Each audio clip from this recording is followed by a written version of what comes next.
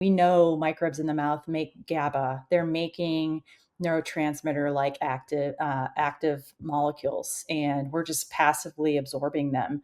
And now we're seeing shifts in autism. Same as the gut. We're seeing that in the mouth as well as ADHD, depression, and other things. This is the Helix Exchange, the first podcast about the business of genomics. Welcome to the Helix Exchange, the first podcast about the business of genomics and how it's reshaping our world in ways you might never imagine. Each episode features a voice pushing the boundaries of science and business, sharing their insights to help you, our audience, see what's next and how to engage with the opportunities ahead.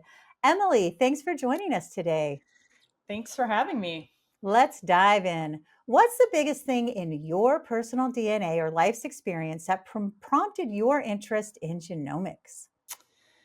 Yeah, boy, when I was cutting my teeth in graduate school, I was doing old-fashioned sequencing where it's like the slabs of gel and, and it's just amazing to see the Mm. progress in the field and what genomics and multi-omics are really doing to push the envelope on how we understand biology and the business of healthcare. It's really great. It really is fascinating. Can you walk me through the moment you realized genomics would be your focus? Yeah. I think the power of genomics was really what enlightened me and drives me. The fact that you can tune gene expression in an organism to dampen it or to tune it up is fantastic. The fact that we're using CRISPR as a tool to um, make biological like microbes do really cool things. It's advancing at light speed, and it's an exciting place to be. It absolutely is. All right, Emily, what's the biggest thing you're working on right now, and what problem does it solve or decision could it inform? Yeah. So right now we are really focused on learning about what's called the oral microbiome, which is Mm. all the microbes that inhabit the oral cavity, figuring out what they're doing, what they're making, what it looks like in various different disease states. And that's because, some of my loved ones their lives were threatened by dental problems, which the oral microbiome drives the majority of, and learning how to work with the oral microbiome to tune someone's health and for longevity is where we're focused. Yeah, I think that's so interesting. I know that with the dental issues that it can cause some systemic problems. Oh yeah, my grandmother had a stroke from a tooth extraction. Oh my gosh. Yeah, so there's literally a 50% increased risk of a heart attack or a stroke that lasts for 4 weeks after a dental implant gets placed or a tooth gets extracted. It doesn't normalize back to baseline for 6 months. So yeah, now we're finding that it's linked to certain microbes that can inhabit the mouth. They're linked to Alzheimer's, pancreatic cancer, colon cancer, things that are very life threatening. Well, again, the work you do is so important. Emily, what's the biggest thing your work could change in the next 5 to 10 years? And if you can give us some specifics, that would be great. Yeah. So some of the work we're doing in collaboration, for instance, with Baylor, is to look at a specific kind of microbe called Fusobacterium nucleatum, but the subspecies Anomalous, which is strongly linked to head and neck cancer, colorectal cancer, endometriosis, other types of Mm. tissue growth conditions that plague women and younger adults. We're studying how this microbe gains various different virulence factors in the mouth and how it spreads from the mouth to go downstream. So we're hoping to come up with, through this partnered work, an approach to really curb its burden in the population. And which breakthroughs would have the biggest ripple effect? Boy, I think colorectal cancer would be, I Mm. mean, it's growing at such amazing rates in a very scary way, particularly in the US population amongst Mm. younger adults. And it really impacts quality of life. And it's very expensive for the healthcare system. So we're looking to really impact that. Emily, can you talk to us about heart disease and stroke? Yeah, so the links between the oral microbiome and heart attacks and stroke and heart valve infections and pericarditis and endocarditis Mm. and atherosclerosis is very established. It's not widely talked about in medicine. It's understood in dentistry, but Medicaid and Medicare claims, we're talking tens of thousands. Retrospective analysis of those claims are showing this significant link between the oral microbes that escape the mouth, head either up to the brain by one major vessel highway or down to the heart by the other major vessel highway, and cause problems. And for instance, right now we have one of our investors is in the hospital. Oh, One no. dental microbe escaped his mouth and it ate 2 holes in his heart. Oh, So my an goodness. example of, yeah, so he's a newly I'm so incoming sorry. because he's very excited about our approach and how it might help him and other folks. And it's an under-recognized um, what's lurking in the mouth is under recognized on its importance, and these microbes can be spread within the family household and between Oh, pets and wow. their pet parents. And so we see it through genomics. We see them just bouncing around the household, so they're highly communicable. Emily, tell us more about your work with animals and astronauts. Yeah. I like that So combination. well, it turns out if you have a mouth and you're a mammal, odds are you're going to wind up accruing some of these microbes that are cancer associated, dementia associated, and dental disease associated. And so, what we've been working on is investigating our approach and the way we're modulating the oral microbiome by tuning what they're doing and what they're metabolizing.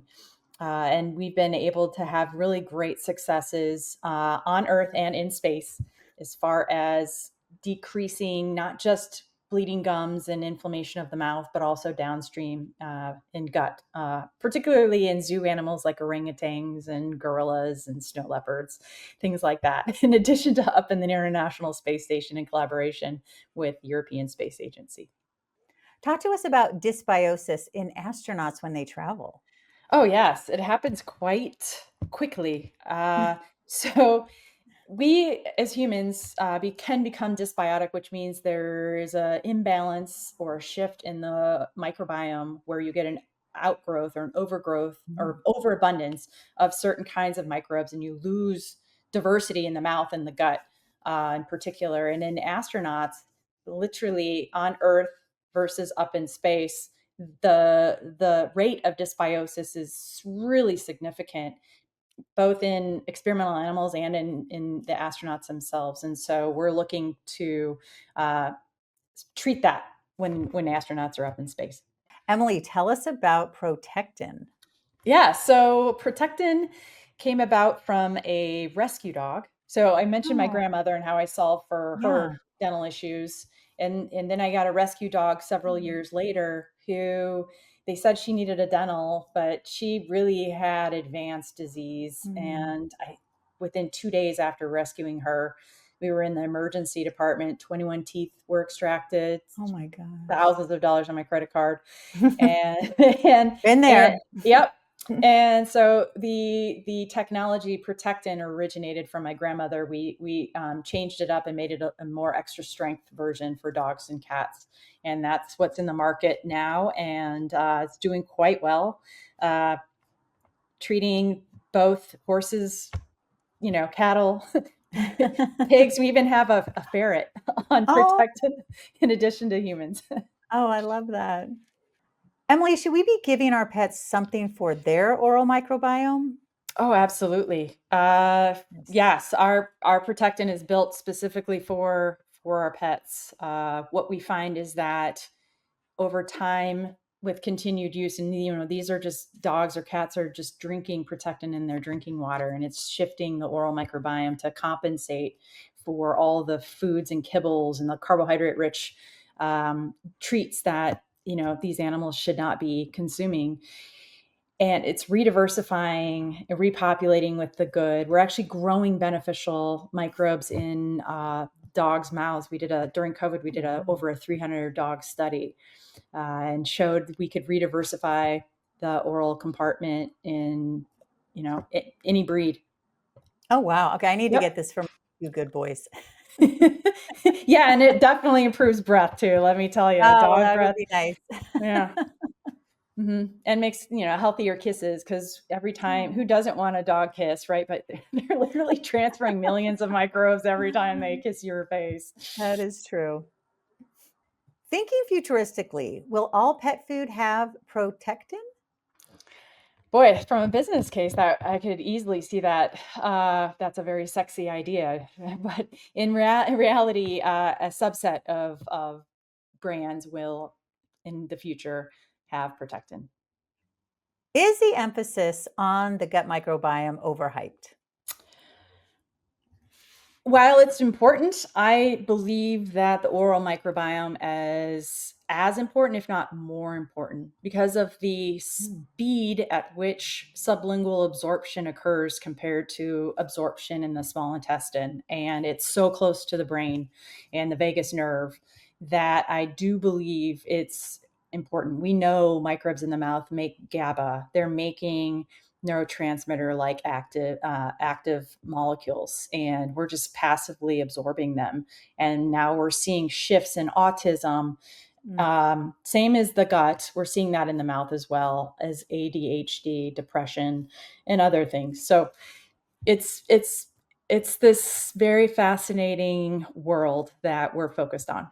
Well, I'm so glad that we're talking about this because I've been in the health field. I have a master's in public health, focusing specifically on health media, using the media to educate people about health. Yeah, And we have talked so much about the gut microbiome. I can't even tell you I so know. many times. And not once has someone brought up the oral microbiome. So this is really Yeah. important. Oh, it's so critical. I mean, your average human swallows anywhere from half to 3 billion microbes a day, and they survive the stomach acid. It's a false narrative that stomach acid kills microbes. It kills some, but Mm. most not.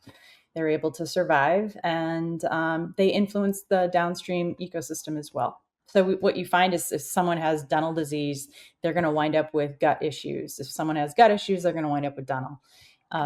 It's highly related, and so it's super important, therefore, to maintain a healthy oral microbiome, Yes. and through daily dental hygiene approaches and diet and stress reduction, exercise, staying hydrated, things like that is very important. Emily, what can we do to optimize our oral health? Yeah, so there are products like ours which tackle and try to rebalance the oral microbiome and change what the microbes are secreting. So our approach is literally putting the microbes on a keto diet, because we're finding that diet is a fast Mm. way to apply metabolic change and shift, even not from a genomic community level standpoint, but also from the ecosystem ecology standpoint. And then, staying away and steering clear of antiseptic containing hygiene products that really drives dysbiosis, tends to limit diversity in the mouth, which is potentially harmful. That's why some of the products on the market are linked to certain gut issues and Mm. cancer risks, because they're just Mm. so harsh. And you really do need to protect the beneficial microbes in the mouth, because they're doing a lot of heavy lifting silently. Are you referring to mouthwash when you were just talking about something that Yeah. people are using? Yeah, there's studies Oh. on certain mouthwashes that contain really stringent antiseptics and acids, and they are not only harsh on the microbiome, but they're also harsh on the mucosa as well. Emily, how would you know if your oral health and your oral microbiome is off? The easiest way to do it is breath. Have your partner smell your breath. That's kind of, what we did a metabolomic study on public health study on 595 patients, and literally you can see the cadaverin and the dead smell molecules that these microbes make in a subset of patients that self-report as having bleeding gums. So if you're brushing your teeth and you see blood when you spit, that's a indication that you have an inflammatory problem, and certainly you have a higher odds of having certain kinds of microbes that intentionally cause wounding because they're feeding off of your bloodstream. Okay. And those are the ones that are strongly linked to cancers and autoimmune disease and dementia and yada, yada, yada, heart disease, stroke. So in dentistry, you're starting to see diagnostics coming in to play in molecular testing, which I think is really cool. Emily, did you say earlier that a keto diet is good for the microbiome, your oral microbiome, or not? Because I tend to eat kind of a high protein, high fat, low carb diet. I just feel better. Good. Awesome. Oh, good. That's fantastic. Oh, good. Yeah. But microbes are capable through gluconeogenesis and all sorts of other things to make carbohydrates and then digest them and tear them apart and make acid out of it. So Oh, okay. acetate, butyrate, propionate, some of the stinkier acids, which causes an environment in the mouth that grows and allows certain inflammatory microbes to really Okay. fester. So in the mouth in particular, it's important to put the microbes on a little keto diet. We're finding, who would Okay. know? But we Right. found through trial and error, high throughput screening, that this was the way to go. And we've now done 7 clinical studies Wow. in humans. We've done numerous studies in dogs and cats, and showing that you do get profound improvement in inflammatory markers. Gums look healthier. It's just, and you re-diversify the oral compartment, which is very, very interesting. Emily, let's talk a little bit about chronic inflammation. Yeah, so that's one of my areas of expertise. So when the body, and women in particular, struggle with the ability of our immune systems to actually shut off after Mm. an initial infection or a foreign body. And what we're seeing is that as we age, the microbiome shifts as well, becomes dysbiotic, which creates foreign epitopes, also known as microbes, Okay. and the immune system sees them as foreign, even though they're inhabiting you. And so they're that's why patients with a history of uh, 3 to 4 different courses of antibiotics in their adolescence have a significantly higher chance of developing an autoimmune disease later in life, because you shift the microbiome enough, it becomes foreign, and then you get an immune response to your own microbes that can lead to chronic inflammatory diseases, tissue destruction, tooth loss, joint issues, and inflammation. That's chronic and doesn't shut off. I'm so glad you brought that up. My mother started getting these rashes all over her body in her early 40s, and she lost a lot of weight, and she was very sick, and she had some kind of autoimmune disease. And it turned Yeah. out she had taken a lot of antibiotics growing up, and they never really did get to the bottom of it, unfortunately. But it's something I've heard before, and I just think it's so important to get the word out on that. Oh, yeah. I mean, there are more microbes that inhabit a human than human cells. So it's got to be a significant driver of conditions. That's why pharma and biotech have invested millions trying to understand how they're metabolizing drugs, or what are their contributions in various different disease states. And we're focused in the mouth first, because Yep. that's where my grandmother and my dog Yeah. had issues. And once we take care of that, then we're going to move downstream and start to really go after some of these other components. But we have to figure out if it's the same problem Right. or if it's different. And if it's different, how do we then interrupt that harmful cycle? Exactly. Emily, talk to us about Alzheimer's. Oh, yes. So there's a collection of several oral microbes that inhabit the gums below the gum line, and we're learning they're migrating to the central nervous system in particular, and they're found in Alzheimer's lesions. And whether they are secreting things like what are called exosomes that are traveling through the blood and able to penetrate the blood-brain barrier, or they themselves can penetrate because they have the tools in the arsenal to break through. It's yet to be determined, but there's extremely strong link, and in animal models, causal. So there's a lot of opportunity to rethink how we might approach Alzheimer's and other kinds of dementias, I think, through novel development of novel antibiotics and antimicrobial agents for deployment in the brain, but also we're focused on just trying to eradicate those microbes from people's mouths to make them healthier and decrease the risk. Now, Emily, what's the biggest thing you've learned from a success or setback in your career? I have quite a few. um, I have learned that um, the most it's the biggest importance in a successful startup is really team and bringing in the Mm, right people at the right right. time, and don't hold on to employees that are toxic or investors that are toxic. Mm. It's really to filter well and to screen. um, I would say that's one of the biggest lessons we have learned. And how would you advise someone facing a similar challenge, in particular, having those difficult conversations? Because you had Oh just yeah. mentioned working with people who are toxic.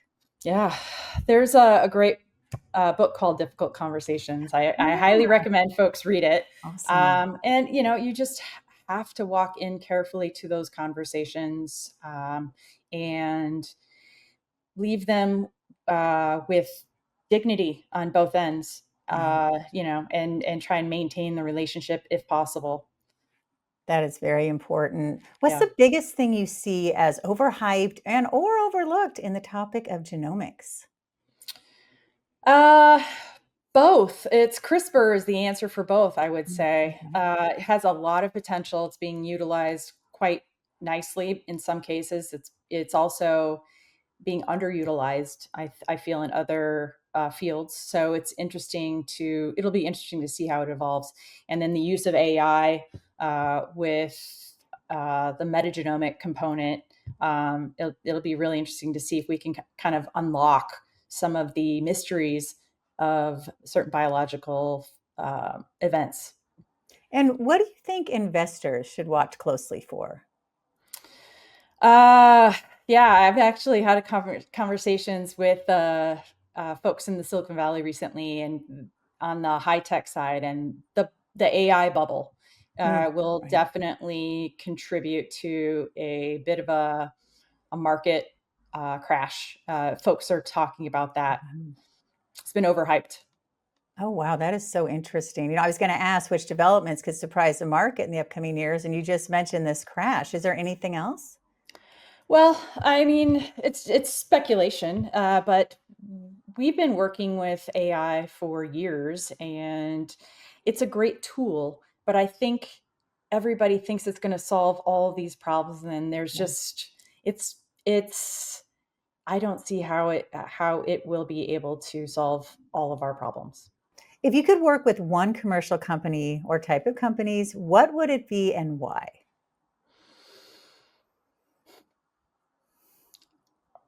For so many different. I would love to work with a very large CPG company. I think that the future of healthcare is going direct to consumer. Mhm. Uh, Wellness and longevity are driving a lot of things, and you're seeing that reflected in how brands are evolving Right. in and how companies are where they're putting their money for ad spend. And so I really do. I'm really eager and excited to work with those kinds of companies that are focused in direct to consumer, talking directly to the customer. It's kind of hard sometimes, obviously, in Right. biotech, but I think that's the trend.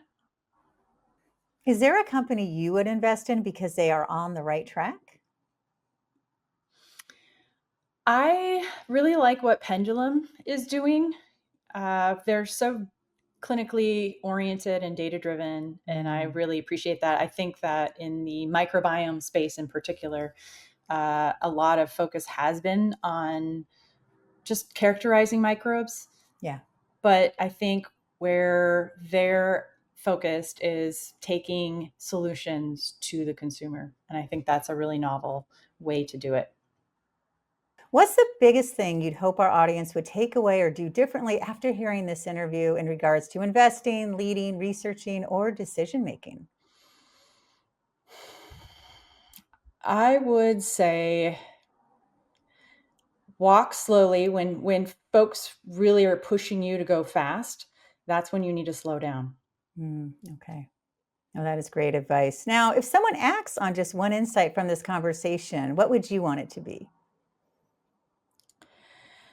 I would say network. I would say relationships, maintenance, team, network. Those are it's the interpersonal parts that really drive business and make business successful. And particularly, in science, it's such an international language. Right. But the business side, I think, falls behind a little bit. So I think focusing in on team, not just positions, is the right way to go. Emily, what's your next project and what else do you want to work on?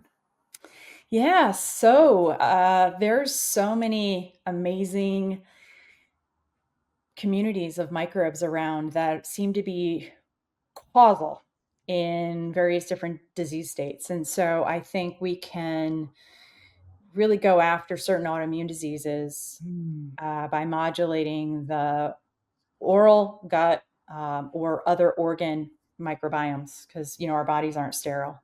So that's one of the futuristic things definitely want to go is to effectively treat autoimmune disease. Oh, that would be amazing. Yeah. Well, Emily, it's been a real pleasure having you on the Helix Exchange. And to our audience, if you enjoy this conversation, follow at Genomics Media on your favorite platform for more insights from leaders shaping the future of genomics.